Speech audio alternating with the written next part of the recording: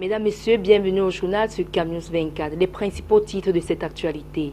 Ministère des Sports et de l'Éducation physique, l'annonce de l'accord des violents entre les principales parties prenantes du sport roi.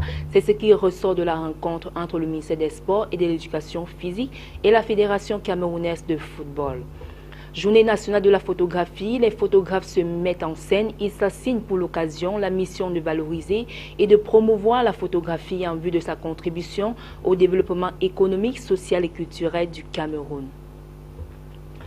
Mesdames, Messieurs, une fois de plus, bienvenue au journal. Démarrons ce journal avec le ministère des Sports et de l'Éducation physique où le ministre Bidoum Pat a réuni ses proches collaborateurs, à savoir le président de la Fédération camerounaise de football, Tombi Aroko, l'entraîneur national des Lions indomptables par intérim, Alexandre Belinga, et son adjoint Bonaventure Djonkep, ainsi que le coordinateur général des équipes nationales de football, André Guidjon Len.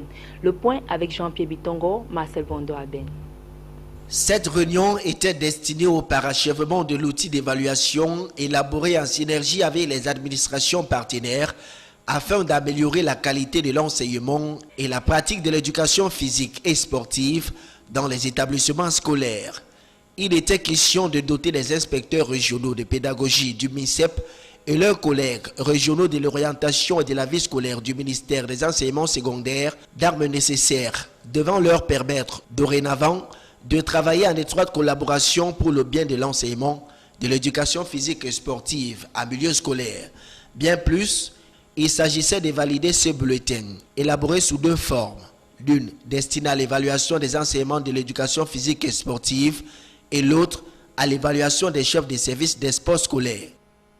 Le ministère des Sports s'occupe de la pédagogie dans son sens entier et le ministère des enseignements secondaires s'occupe de l'encadrement de cette pédagogie, l'encadrement de toutes les autres activités qui tournent autour de l'éducation physique et sportive. Pour le ministre Bidoum Pat, il s'agit d'une volonté commune d'accorder plus de valeur et d'intérêt à la pratique de l'éducation physique et sportive dans toutes les structures d'enseignement scolaire, universitaire et extrascolaire, ainsi qu'à l'harmonisation des méthodes d'évaluation sur le terrain.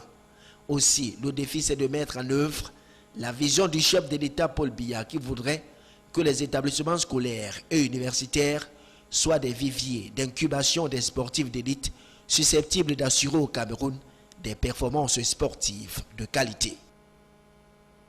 Journée nationale de la photographie, les photographes se mettent en scène. Valoriser et promouvoir la photographie en vue de sa contribution au développement économique, social et culturel du Cameroun, c'est l'objectif que se sont assignés les promoteurs des premières journées nationales dédiées à la photographie. Le compte rendu de Salomon Foué et Joseph Ateba. Image et développement du Cameroun. C'est le thème de la toute première édition des Journées nationales consacrées à la photographie au Cameroun.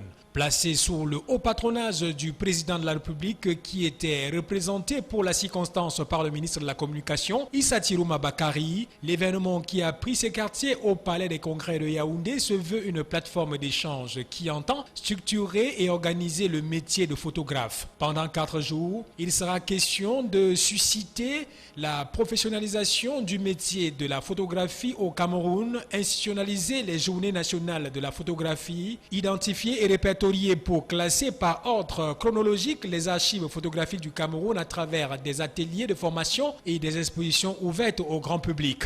Pour qu'on puisse montrer aux villageois, aux citadins, aux Camerounais les œuvres du chef de l'État, c'est par le photographe. Ici, la photographie est avant tout un objet qui a une dimension, une disposition, une matière, un gang-voir, une âme. À en croire Issa Tirouma Bakari, une photo devrait et doit être perçue comme un outil de conscience individuelle et collective au service du présent et de l'histoire. Toute chose qui justifierait le choix des photographes, ces hommes de l'ombre qui ont enfin choisi de se mettre en scène en cristallisant les projecteurs de l'actualité sur leur métier. qualité. Plus qu'une reproduction, la photographie se veut un art, une science, mieux une activité qui malheureusement souffre d'une inorganisation dans notre pays. Initiée par la Ligue des photographes du Cameroun, les Journées nationales de la photographie entendent se positionner comme le quai d'embarquement de toute une profession en vue d'un départ vers une ère nouvelle dans un contexte marqué par des évolutions techniques et technologiques de tout genre qui ont fini par mettre en mal la photographie antique et ses métiers connexes. Fin de ce jour du ministre des Transports à Douala, Edgar Alemé Bengor a achevé sa visite de travail et de prise de contact dans les structures sous tutelle de la région du littoral. Le chef du département ministériel en charge des transports a prescrit discipline, efficacité et culture des résultats. Donna Ayouzoa pour le compte rendu.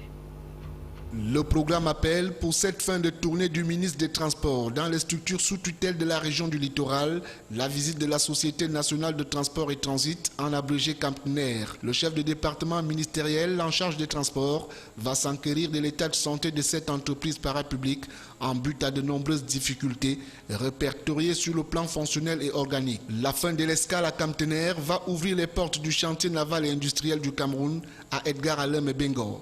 Le ministre des Transports va pour l'occasion visiter les installations du CENIC, histoire de s'imprégner des réalités de cette structure. Au cours de cette journée, j'ai eu également à visiter la Socature, qui est de mon point de vue un appel exemplaire, n'est-ce pas, je veux dire une réponse exemplaire à l'appel que le président de la République a lancé à l'initiative privée. C'est un exemple qui mérite d'être suivi. Bref, j'ai eu la possibilité de visiter tous les services et sociétés des secteurs aériens, maritimes, terrestres et ferroviaires. Les autres structures visitées par le ministre sont actives dans le domaine du transport terrestre et du fret. Il s'agit respectivement de la Socature et du BGFT. Parlons à présent du barrage hydroélectrique de Nachtigal-Amont. Les contours se précisent. Après l'accord de développement signé le 8 novembre 2013, le ministre Basile Atangana-Kouna de l'eau et de l'énergie a présidé à Yaoundé la cérémonie de signature de la convention définissant les principaux termes d'achat d'électricité entre l'État du Cameroun, les partenaires au projet et la société Energy of Cameroun dans le cadre du développement du dit projet. Jean-Pierre Bitongo, Marcel Bondo-Aben. En effet, faisant suite à l'accord du chef de l'État Paul Biya relativement au développement du barrage hydroélectrique de Nachtigal-Amont par le groupe EDF, un accord de développement commun avait été signé le 8 novembre 2013 entre l'État du Cameroun, EDF Électricité de France, la SFI, la Société financière internationale et la RTA, Rio Tinto Alcan. Dès lors, ces partenaires ont entre autres engagé des discussions avec le concessionnaire Eneo en vue du rachat de l'énergie qui sera produite. Ainsi, l'accord signé ce 3 novembre 2015 marque une étape importante dans le développement du projet de construction du barrage hydroélectrique de Nachtigal, près d'un Tui, dans le Mamekim, région du centre, en contribuant à l'accélération du processus de finalisation des documents contractuels avec pour objectif de parvenir à un accord sur l'ensemble des documents à la fin de janvier 2016. Le projet Nachtigal sera opérationnel sous cette forme. Il s'agira de la production indépendante. Alors, quand on produit l'électricité, il faut bien la vendre. Alors, cette électricité sera achetée par Eneo.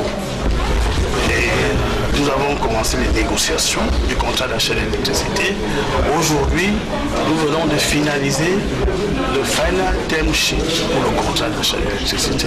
Faut-il le rappeler, le projet de barrage hydroélectrique de Nachtigal-Amont, d'une puissance installée de 420 MW, soit 20% des besoins d'électricité au Cameroun, est situé sur le fleuve Sanaga. C'est l'un des projets prioritaires de deuxième génération inscrit dans le programme de développement du secteur de l'électricité à l'horizon 2030 que le gouvernement camerounais s'est doté avec l'appui des partenaires au développement et qui permettra de disposer d'une source additionnelle importante de production d'électricité stable à partir de 2020. Le projet estimé à 400 milliards de francs CFA pourrait donc générer environ 1500 emplois. Selon le calendrier du projet, la mise en service du premier groupe du barrage est prévue en 2020 alors que la réception provisoire de l'ensemble des ouvrages est projetée pour le premier trimestre de 2021. Et le Cameroun, on ose l'espérer, n'aura plus de problème d'énergie électrique. Dans l'actualité ce 5 novembre 2015, Samuel Eto'o est au centre d'une dédicace du livre ce jour à Douala. Tout est pardonné, révélation sur la cabale contre Samuel Eto'o, c'est le titre de cet essai d'Ernest Obama, journaliste et ami du Golador camerounais.